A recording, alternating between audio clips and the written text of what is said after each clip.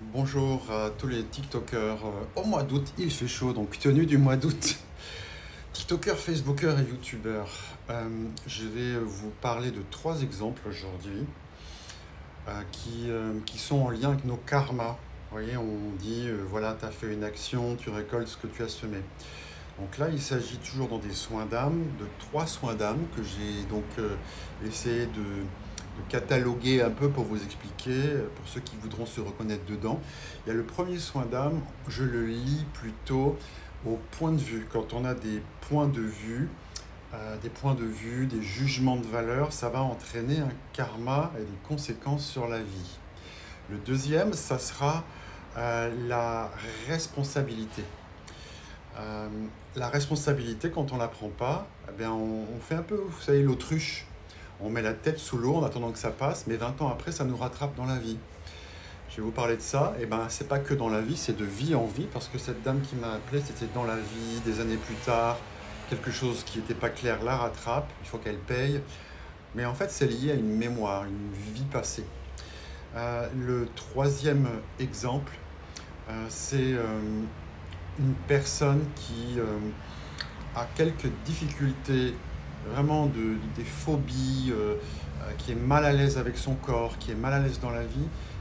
Et là, c'est plutôt une histoire liée à la séparation. Quand on juge, on sépare. On se sépare de soi, des autres. Je vais vous parler de cet exemple-là pour être très concret, en conséquence de quoi les karmas, les mémoires de vie qui se rejouent, eh bien, elles se suivent et elles nous emmerdent dans la vie. Je reviens donc sur le premier exemple. C'est une dame qui m'appelle et qui est très dans le développement personnel, voire même chamanique, donc les énergies elle connaît, et elle est bloquée dans sa vie. Quelque chose qui passe pas, je ne peux pas résumer ici, mais bloqué, ça veut dire que c'est un peu névrotique tout ça, hein. C'est où j'erre, qu'est-ce que je fais à partir de 50 ans, où je suis, où j'habite, j'ai fait tellement de choses et en fait je suis pas heureuse, quoi. Quand elle m'a contacté, je lui ai dit, tiens, c'est quand même très très bizarre, parce que je retrouve en fait beaucoup de colère. Et je lui ai dit, voilà, vous avez été élevé dans une autre vie par une génération d'à côté, une grand-mère, qui vous a inculqué des, des manières qui étaient encore plus respectueuses, plus élégantes que l'époque avait voulu.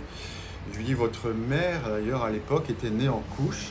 Je vois vraiment la petite fille qui est dans une forme d'éducation très droite. Et en fait, quand on s'est appelé pour le soin, quand on a travaillé hein, en visio, là, c'était beaucoup plus clair.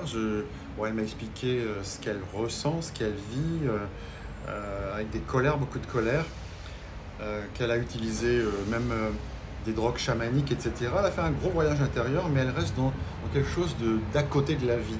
Et moi, je lui dis, mais en fin de compte, c'est simple, dans une vie, on me montre une vie où le jugement chez vous, le jugement que vous aviez sur les choses, les gens, fait que ça bloque dans votre vie. Parce que, en fait, quand on est dans le développement personnel, on se développe pour aimer l'autre, même pour aimer celui qui vous veut du mal. Parce qu'à partir du moment où on juge celui qui nous veut du mal, on le renforce, on lui donne encore plus inconsciemment hein, des messages comme quoi vraiment moi je suis bien, toi t'es pas bien.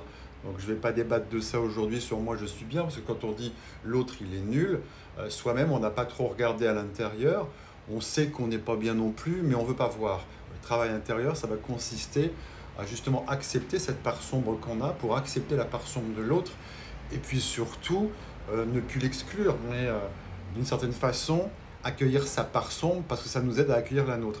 Ben, cette femme, en fait, dans une vie, je lui dis, mais c'est dingue parce que c'est pas venu tout de suite. Je lui ai dit, vous êtes très élitiste et vous avez eu une vie du passé très élitiste. Je la voyais pas tant que loin que ça, c'était les années 1900. Je lui dis, votre éducation en plus très élitiste, bourgeoise, je lui dis, vous êtes une Autrichienne à l'époque et puis vous êtes celle qui parle l'allemand. Les autres peuples de cette région, je crois que ça s'appelle l'Empire austro-hongrois, ben, c'était les Monténégrins ou les Hongrois ou les autres, c'est en dessous de nous, nous on parle allemand.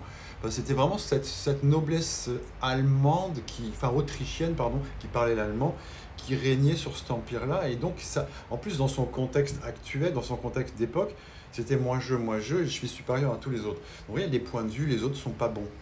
Et en fait, je lui dis, cette femme, elle a eu la chance de sa vie. Vous avez embarqué dans un navire qui s'appelle le Titanic. Alors de là, elle me dit qu'elle est fan de ça, qu'elle connaît bien le Titanic, elle a regardé beaucoup de choses là-dessus. Bon, en bref, je ne vais pas revenir sur ce qui dans sa vie actuelle résonne. En tout cas, il y avait des résonances et je lui disais, alors moi j'étais étonné, mais bon, cette femme a été sauvée, elle est montée sur une chaloupe, vous voyez. Et en fait, les anges me disaient, les maîtres du karma me disaient, la leçon de vie qu'elle aurait pu avoir à l'époque pour faire un reset de ses points de vue et l'aider à aller mieux, eh bien, elle ne l'a pas fait.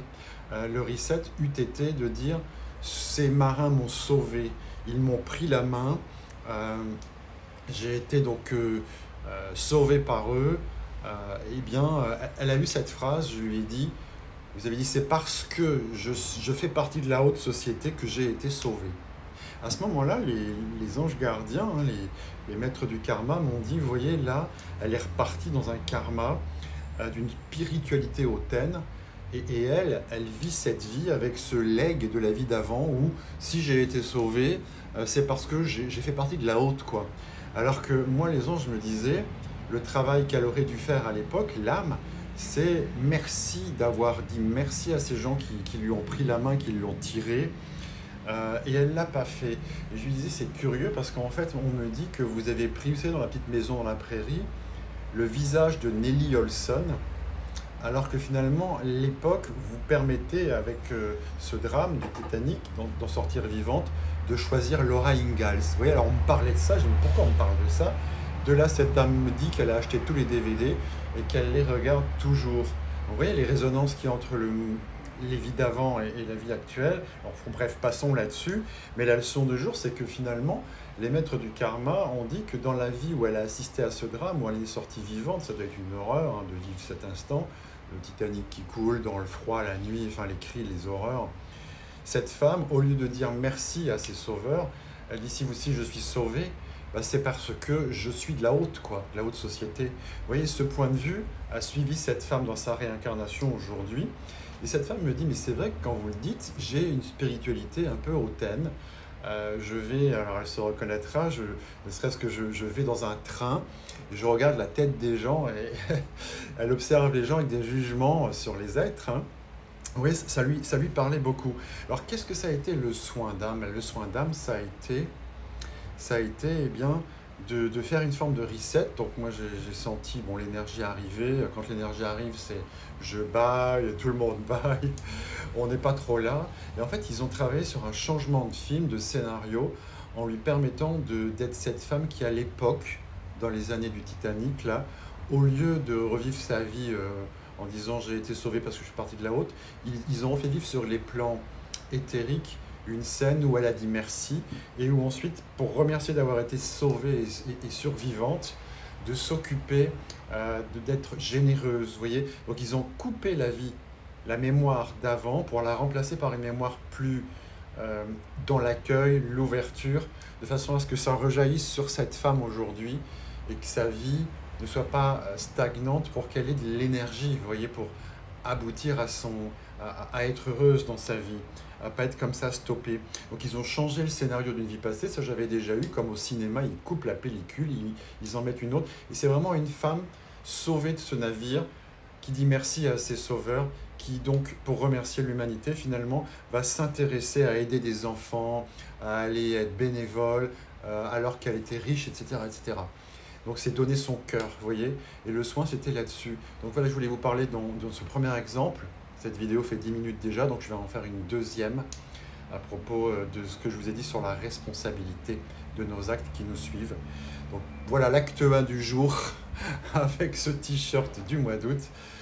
Et pour prendre 15 minutes de séance pour voir si je peux vous proposer une séance de travail d'1 heure ou d'1 heure et demie, je suis très précautionneux. Vous avez dans Calendly les 15 minutes qui sont complètement offertes et qui me permettent de voir moi si je vois des choses en relation avec votre difficulté d'aujourd'hui et une mémoire qui est du passé.